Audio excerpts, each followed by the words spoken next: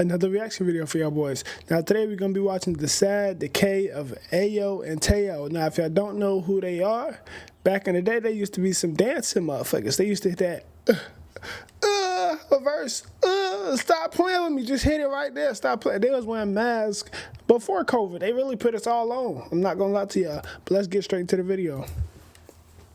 Pretty much a name anyone would know. They went from songs with billions of streams to not even being a thought on anyone's mind. So where did everything go wrong? Ayo and Teo been a face the world knew since like 2015, 2016. See, these two had always been dancing. They was growing up dancing. They was in school dancing. The school had a talent show.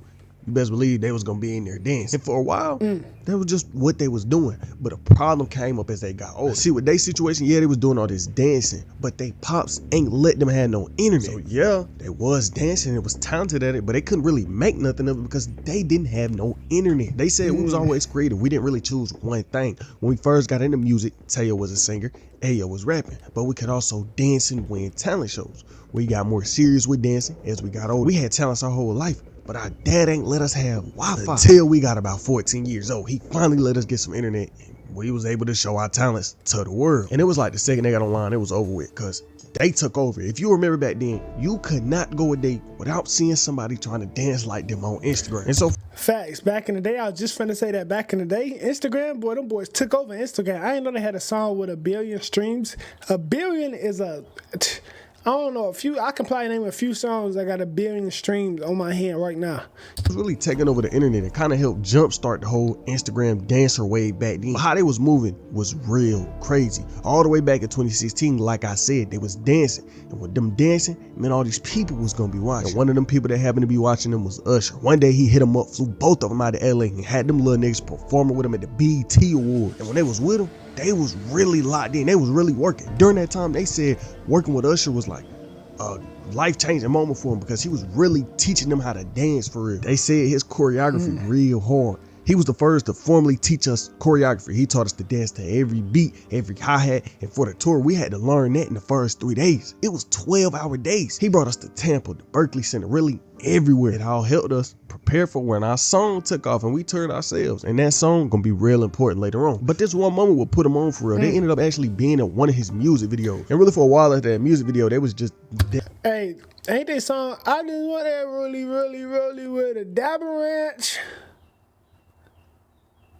That been hit. Stop playing with them, boy. That shit was, but nah, getting someone, Usher brother, that is life changing. Come on now. But that'll show you, keep chasing your dream, bro.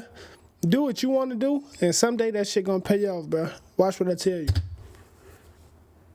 Dancing, getting money. And what getting money mean, you gonna be in getting money stores. And they ended up in the Rolling store. And what they ain't know is that this little store run was finna change their life. And when that song dropped, I'm talking about the whole world listening to it. Justin Bieber, Cardi B, everybody was just tapped in with Ayo and Teo more than they already was. Where we come from, all we knew was G-Shock. He pulled out the Rolexes out the safe. And they had different color faces and stuff. So we like immediately just fell in love. We were like, oh shoot, like, we gotta get a Rolex. So I took a picture of him. He let me take a picture of him. I sent it to my manager. And my manager responded super fast. He said, get out the jewelry store right now. Bro, we really done made a song and just cops on Rolexes real fast. It's crazy. And like we were just being charged the whole night and just making songs on the instrumentals that they gave us on the app. The first version is at the end of the song when I was like kind of singing it. That was how the first version was. So it was like, I just want to rollie. Yeah, it was slow. Then we went to the studio. Jazzy heard it. He went in the studio, laid out the whole hook. And we were like, bro, that was like perfect. And I was like, Mateo, keep that. Please keep that. Like, bro, just keep going like on the top of your voice. Like, just keep going. It didn't sound right to me because my voice was like raspy. Yeah, it was cracking. Yeah, it was cracking and stuff. But Jazzy was like, like what you said, like a lot of celebrities and people were like reacting to your record and stuff. What was the one where you were like, yo? Oh, that was like last week, Justin Bieber. Really? Yeah, he just posted, he was just turning up to our song, a 3-second video, 4-second videos. 12 million views on stage. Just turning up in Dubai. It was crazy. That's I was nuts. like, bro, Justin Bieber, he never done this before. Were you like, yo, we're on to something, like we got this? I mean, the song's at 70 mil now. It hit like 70 mil like a day ago or 2 days ago. So really, like, that's shocking too, because This is crazy. And today, Rolly is at over 1 billion streams on YouTube, and it ain't that many songs that got streams like that. But look, the song kept going up. Dance was going up. It got put in Fortnite. Then really just became a song that people would know. But look, this where the problems come, right? They dropped this big ass song that was basically impossible to top. Rolly was so big, it changed their life. And when they started getting questioned about how the song affected them, this what they had to say. It's still overwhelming. Even now, years later, it was a hit and it's still doing well. It gets millions of streams still. And it's crazy that we were just having fun and the result was that song. We made a song like that. We looking at it like we already know how to dance. We got the fans. We just tried the music thing and it went crazy. But back to what I was saying, they dropped a lot of songs. They posted a lot of dances, but the views wasn't hitting the same like they was back then. And yeah, they might have had some big songs every now and then, but it wasn't really nothing to keep them afloat in the music space. Like Rolly was just up here. The rest of their songs was right here. And that's where a lot of people mess up, who just not taking music like shit. Like they even might be taking music seriously, bro. But like once you drop that big shit, unless it's like your third one, if it's your first one, you kind of fuck, bro, because you're not gonna be able to make something on that level again. You feel me? And then when it's something like when it's a song like that, that wasn't a song that would make me wanna go to listen to your next one. That was just like a hot thing for at the moment type shit. Now, if you got to make something that can catch their ear just like that one did, but it's going to be hard to make something catchy like that. Fine, because that's just how life be. But you could tell they wasn't hitting like they used to. And throughout this time period, it wasn't all good. They ended up falling out with some people, and one of which was their homeboy, who went way back with a man named Haki. See, it all started because Haki was staying in their house. They was gaming heavy in the house, so they was like, all right, look, we all in here playing games. We got to get the best internet we can get. But it wasn't good enough for that man Haki. He was on the game getting mad. He was raging. He was like, oh, I'm lagging, right? So what he decided to do was go and switch the whole internet plan out the blue. Keep in mind, this is not his house. This is not his property. So while Ayo and Tayo was upstairs asleep, he called up AT&T, had them people come in the house, switched the whole internet out. And what this one little situation started was a war. Here, these don't even want to work with us because the niggas got the beefing over Wi-Fi, bro. They was never homeboys. Me and my homeboys, we not beefing over nothing. You feel me? Especially not no Wi-Fi. We don't even beef over hoes. You think we gonna beef over Wi-Fi? Yeah. Y'all friend group wasn't made to last from the beginning, my boy. Anymore after High Key. We knew after a couple months when he didn't deliver anything, he promised that he was a scam. It's his own reputation he's ruining, not ours. We found there's very little, if any, crossover between music, but for that other talk. Anyway, if you know your months, if this nigga left March 23rd, literally, and we trusted him because he's complaining about Fortnite gaming with our friends, gaming in our house. I had Xfinity Wi-Fi set up for what they say 5,000 megabytes per second up and down for our gaming, because I said, yeah, we're all serious gamers in the house. They're complaining, rage quitting loud as in the basement because he's ass at games, bro. Truthfully, this is ass at games. Me and Mattel, we the truth at games. That's why we're in games. If we were to stream Fortnite, y'all be like, damn, he is trash. So this nigga complain about Wi-Fi. We trust him to get this other Wi-Fi in the crib. This nigga, then I wake up one morning. It really wasn't a Wi-Fi. The nigga was just in the basement, bro. That's all it was. He ain't had nothing that he can really connect to that bit for real. The nigga in the basement. Why y'all got to do it in the basement, bro? Y'all don't got another room that y'all can put him in? Y'all got him in the basement? The dungeon? Come on, bro. AT&T in my shit. AT&T is in my house. So I let it go. I say, all right, bet. I'm tired of rubbing my eyes, listen to this loud ass young nigga hook up this Wi-Fi. While my Wi-Fi already hooked up, I was like, oh shit. Okay, I was like, damn, bet. I'm like, bet. So that's what got us, right? Then he like, who want to be the owner of the plan? I'm like, we already got phone plans, but Key, we trust you. Wrong move. We let Key be the main holder of the plans. We got new iPhone 14s, but Key decided not to tell us the date, what the Wi-Fi was due, or the phone bill. This is reality talk right now, y'all. This is that a lot of people don't like to get on the gram and talk about. Like, don't talk about real life shit no more. Scared to talk about what they go through in real life. I've never been that type of nigga to not about it. I would talk about it all, bro. This temporary ass life. So we trusted Key. This nigga ain't want to tell us the bill date at all. This nigga let our phones go off. As busy and as business savvy we are, this nigga let our phones go off multiple times. And there was nothing to send the bread through Cash App. I admit it. I said, hey. If y'all was on a good phone bill and shit like that, why would y'all switch? You feel me? I don't really get that. That was off. I don't know. I've been paying bills myself, all the logins, myself through me and Teo funds myself for years. I've been ordering food, SUVs. We only ride in SUVs when we Uber. Me and Teo don't have our license yet, so we was whipping. We had to call SUVs. We got personal drivers, all that. Niggas was not paying bread like how we pay bread, bro. We can go get the bank statements for real, for real. It ain't nothing to get them Wells Fargo bank statements. I swear to God it ain't. I swear to God it's not. It ain't shit to get them statements. This really dipped March 23rd and left for months, and we couldn't even play the game no more. He turned the Wi-Fi off. He just didn't pay, so the Wi-Fi was on the lowest setting. Phones was just off. So we gave him time. We like, all right, we're gonna give him some time to respond. I got text message receipts for that too, though. I got text message receipts for that too when I said, damn, like you can't afford the phone bills and shit like that and the Wi-Fi and shit. Like, damn. Like we about to just go get our own phones and shit. So now for the people that doesn't have my number and tail number, our old numbers, that's the reason why we had to change our numbers. And this is my third phone number ever in life. Mateo had the same number since the beginning of time. Like, this is his second phone number ever in life. And when we had to exchange the other iPhone 14s for some new iPhone 14s. So he talking about bullshit. What is he talking? He's not talking about nothing at all right now. I'm starting to get pissed.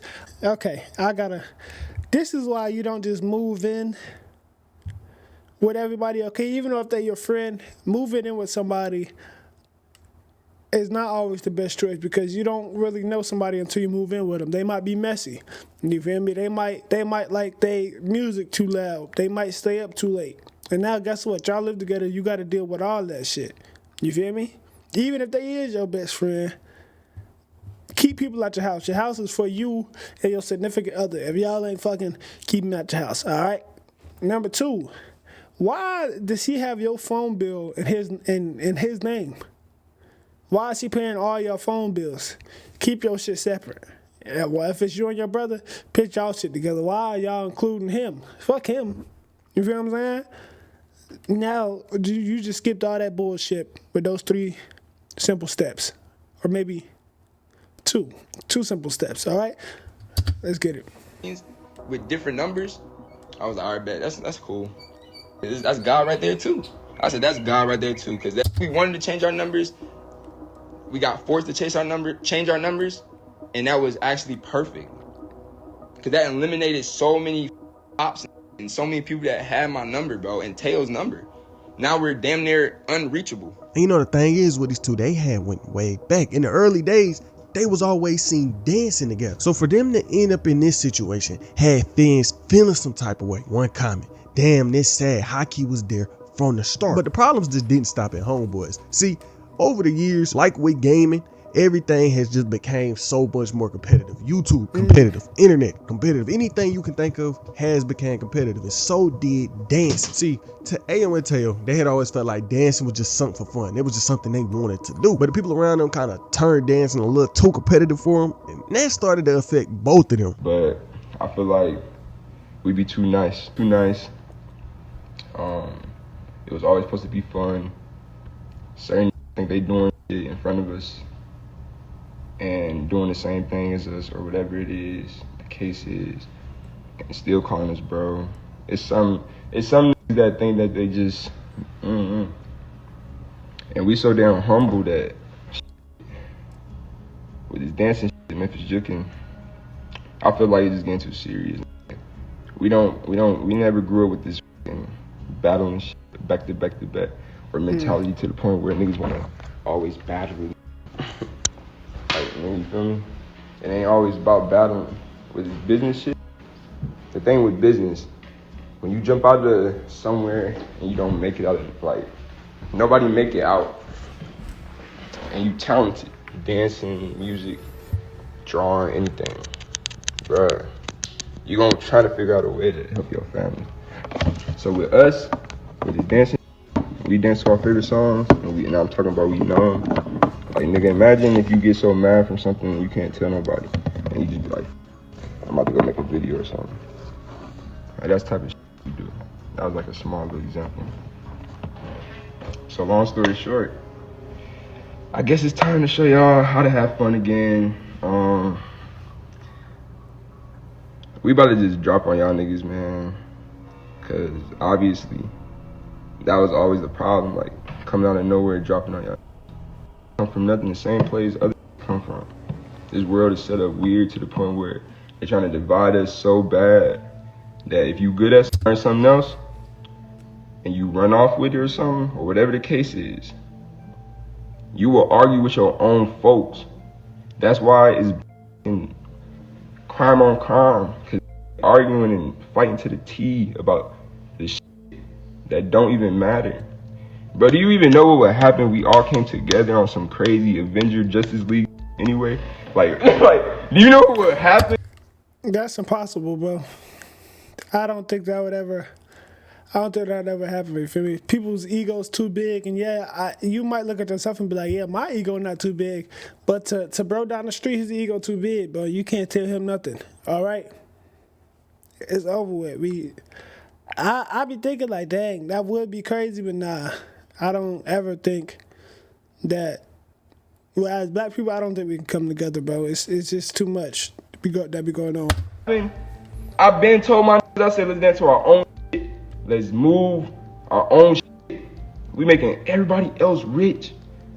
Everybody else rich. We making all these rich. And to this day, they still doing their thing, dancing, dropping songs, and over the years, the two have dropped a lot of music. Now, will I get on the aux and play their music? Definitely not. But it is one big thing that's really holding their music career back. Label problems. If you go take a look at either one of their Instagrams, you see the same thing in their bios. Hashtag free Ayo and Tayo. And if you look at Ayo IG, he'd say free Ayo and Tayo, the mixtape. And that only means one thing, that they taking up Uzi route. If you remember a few years back before Tunnel of Take, Uzi had went on this whole free Uzi campaign, right?